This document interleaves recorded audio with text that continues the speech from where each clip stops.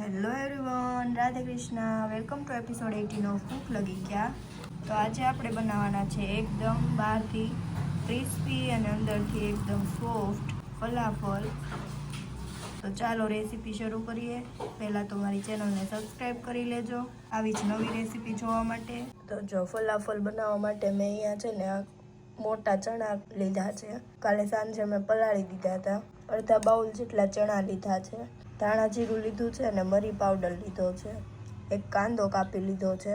1 ચમચી જેટલા મેં આખા ધાણા લીધા છે. 8-10 લસણની કળી લીધી છે. થોડા એવા ધાણા લીધા છે લીલા અને બેકિંગ પાવડર લીધો છે.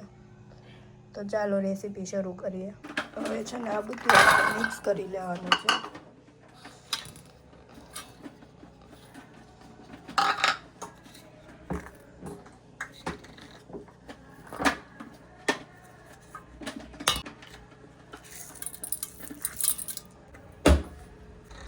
હવે આપણે મિક્સર ગ્રાઇન્ડ કરી દેવાનું. આપણું બધું મિક્સર ગ્રાઇન્ડમાં પીસીને તૈયાર થઈ ગયું છે.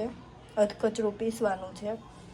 અને અહીંયા મેં બેકિંગ સોડા લીધી છે. થોડા એવા તલ લીધા છે. તલ આપણે છેલ્લે એડ કરવાના છે. અને આ લીંબુનો રસ લીધો છે.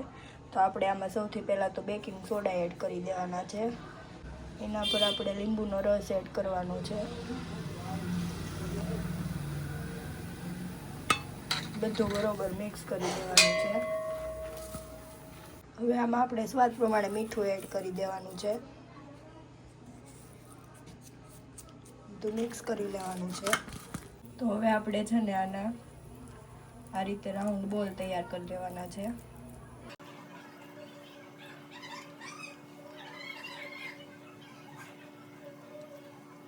તો જો આ રીતે રાઉન્ડ તૈયાર કરવાનું છે ને પછી એના પર આપણે તલ એડ કરવાના છે આ રીતે.